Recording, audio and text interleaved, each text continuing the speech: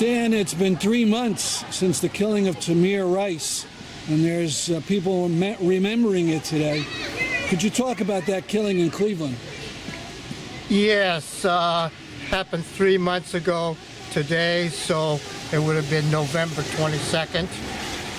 And he was a 12-year-old boy that was playing in a play yard. And as the story goes, and witness said that the cops came up on him and shot him.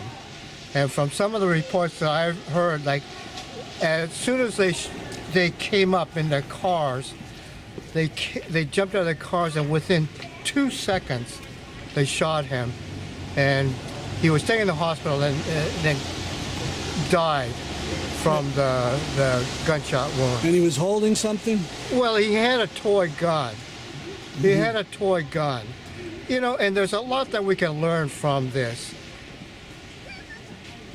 They came up and shot him, and even if it was even more than 2 seconds, that's not the kind of ways that law enforcement should really deal with these things. He's 12 years old, he's in a playground, he has a toy. In thinking about this 3 months, I went back into some of the history too. Amadou Diallo, he was in a dark doorway of his apartment, his house, but he was holding his wallet. But in the same way that they were saying, oh, we thought it was a gun, you know. From reports I've read, in daylight, Ramarley Graham was walking down the street, and they said he looked suspicious because he had his hand in his pocket.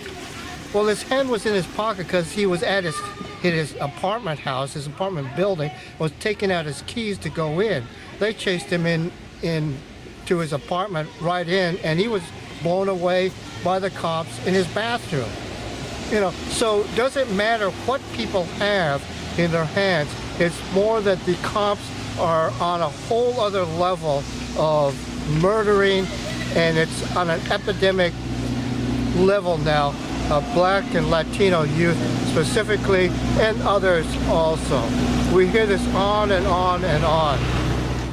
And I'm part of the Stop Mass Incarceration Network. And this was a network that was formed addressing these questions of the murders by the cops, the mass incarceration, the stop and frisk, the different natures of stop and frisk throughout the country. It was initiated about 4 years ago, maybe a little bit more now, by Carl Dix, who's a revolutionary communist, and Cornel West. And they came together and said there was a real need to build a mass movement with people from a lot of different organizations, a lot of different understandings, a lot of things, but the unity being like this has to stop. Now, let's get back to the Tamir Rice case. So This was in Cleveland. Now, of course, in a number of notorious cases like Ferguson and Staten Island, there was no indictment. What's the story? Are the police being indicted for this one? As far as right now, I think that there's a grand jury on that. And again, you know, whatever the grand jury comes up with, they come up with a no indictment, as in the case of Eric Gardner and Michael Brown. And we saw the resistance that came up last fall. Let me make the other point about this too.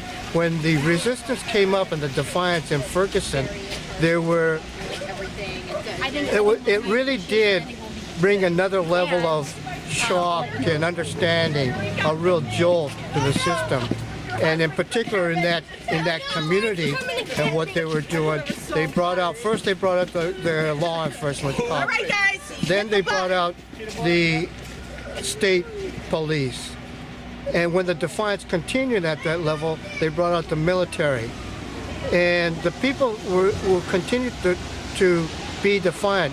The point I want to make here is that through that defiance, there were groups, there were political religious groups, political groups, and things. Well, let's call things out and let the system work and do what we think the system is supposed to do.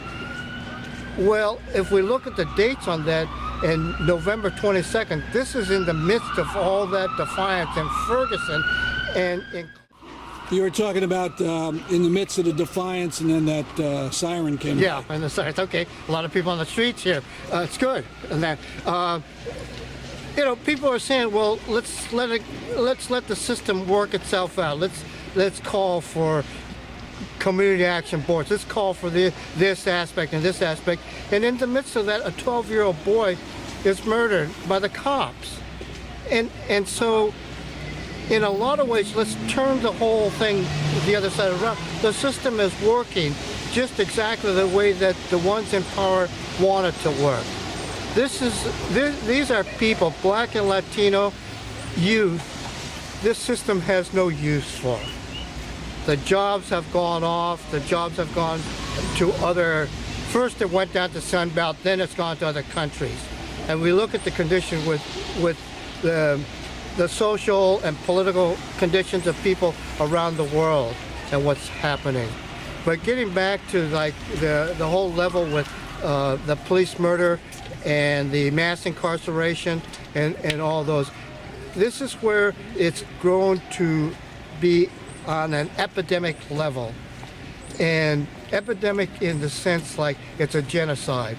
Now, I know you spend a lot of time in New York, and you have a new mayor, de Blasio, and he has said that he wants to make changes, get rid of stop and frisk.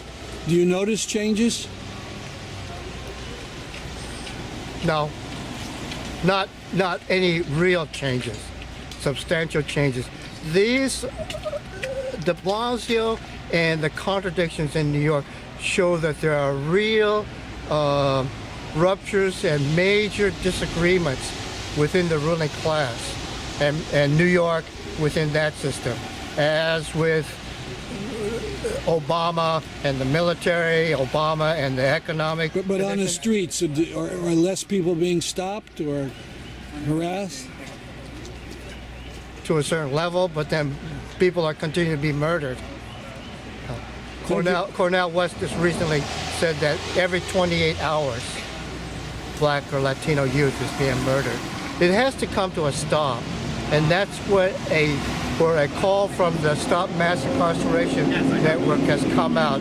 They had a national conference about 2 weeks ago in Atlanta, and it was attended by about 180 people from different parts of the country. And with the question being, how can this really stop? And it's going to have to stop with a mass level of resistance, even more and at a higher level than that came out in the fall and the winter. That was really powerful. In what happened throughout the country and in New Haven was beautiful.